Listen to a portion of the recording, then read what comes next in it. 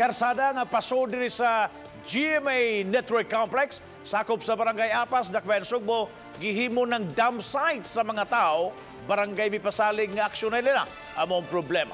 Ano itong balitang barangay? Usa sa higpit nga gipatuman sa kagamhanan ang saktong paghipos sa mga basura.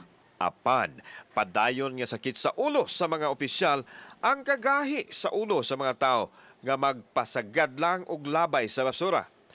Kini ako na imutangan dili ni landfill o labayanan sa basura apan wa na ni siya kalainan sa dam site tungod sa nagtipon og ng mga basura nga gipanglabay dinhi.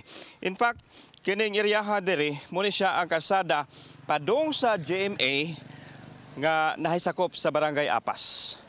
Dili na masingo ang kabaho sa mga basura nga nagdipon og dinhing dapita. Pulos mga pinuto sa plastik nga adunay mga sulod nga nagklase-klaseng hugaw. Gani ang uban nga mga basura mikatag na ilabi na kung tangagon sa mga ero. Panahon sa kagabhion kuno, itunong ang paglabay sa mga basura. Delikado usab kini sa panglawas sa komunidad tungod kay sa ubos nga bahin adunay mga taong nanimuyo.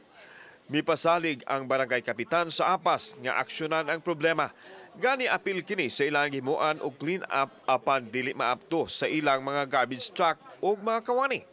Hangyo nila sa mga tao nga huwaton ang schedule sa collection ug dili ilabay ang basura bisan asa.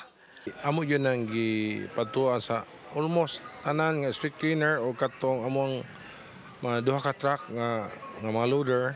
Amo yun itong ginapanaugan og tao.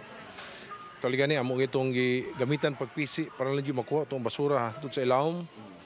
Nya mauli na usahay nanad yun na sa tao nga sila na yun nagdasaw kay di ba sila kahuwat sa truck maabot para lang matultod yun kuha ba. Suma ni Kapitan Virgil Cabigon nga sa kaluag sa mga sityo sa Barangay Apas, admitido sila nga problema gyud ang basura. Limitado sab ang ilang garbage truck.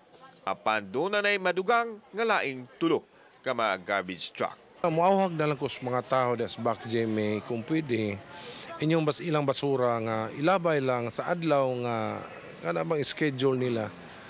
I-pick up ang basura o di mutawag sila nga ilang basura daghana. Atong patuag truck. Kauban si John Sulon, ako si Alan Domingo. Balitang Bisdak.